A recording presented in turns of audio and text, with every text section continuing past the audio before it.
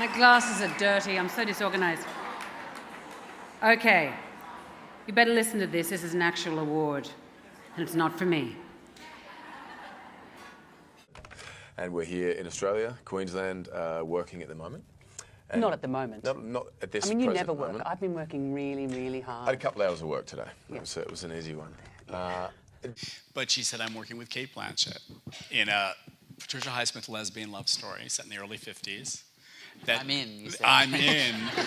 About coming back to Middle-earth after all these years? As soon as I heard it was being... I'm really fatalistic about, work, but I did make the call to say, she was referenced in the book, If a little girl came up to both of you and said, I want to work in film, what advice would you give to her? Find someone who believes in you. I mean, that's where I was intensely lucky 19 years ago when, I was nobody and Hilda flew to Australia and because she believed in me. And you were always somebody. Oh, there we go. We rehearsed this for hours. Hours. And, if we can get over 1 million, my 3 fans might sign it, and your... You've got more than that. 5,722 They're going to sign female fans. How many male fans do you have? Not sure. You've just got a lot of frenemies, I reckon. Frenemies. They're fake fans. I kind of do them myself and set them up. And it was Shaker's take on the film, playing loose and fast with history. He fought, in a really constructive way. I would bring out the history books and say, but this did not happen then, Shaker. And, he's saying, I don't know, it doesn't matter. And A friend of mine wants to bet on your Oscar chances, Kate and Judy, and I was just wondering, should I discourage him or encourage him to bet on your Oscar chances? Go on, Kate. You're the one with the gambling problem, Judy, so what do you think? I wouldn't put money on me. That's all I'm saying. Don't put money on me. Nor on me. It. Perhaps on Patrick. Yes. Put money on Helen. Me. Yes. Second question is for Cate Blanchett. Do you have a good luck charm or a ritual that you have for getting ready for Oscar night? No. But I usually have a vodka and tonic with my husband, but my husband's working, so I'll still have the vodka tonic. Every day? Every day. Every day's Oscar day. Wow. Okay, next question, hopefully to the film. Hi. And you can watch the film on the link above. It's up there somewhere. She's compelling, she's wise and hilarious. Did I say hilarious? She is fucking hilarious. There is no pressure whatsoever on your speech, Hilda, though. You can be as boring and as brief as you want to. It is your night, baby.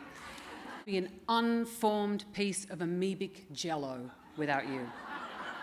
And as we all know, you are expecting, so I was wondering if you might even win a bear for your performance, which I think you actually should. What, because I'm the only one here? No, because you got a nice job. But the thing is, I think you're not allowed to fly right now, so if you would win the bear, could you make it back in time to actually receive Oh, of course it? I'm allowed to fly. I wouldn't be here if I wasn't. I didn't swim. So you are allowed to fly? Yeah, and look, let's face it, with a 2-year-old son, I got more sleep last night than I have in the last 2 years. So this is, frankly, a holiday. It's like Club Med for me. So, no, I'm pleased to be here. Okay. Because it was important to me that I was playing a German actress, not doing a James Mason cod German accent. Although I must admit I'm terrified because I assumed that when it came here it would be dubbed, so which it won't be. So apologies in advance. I did the best I could.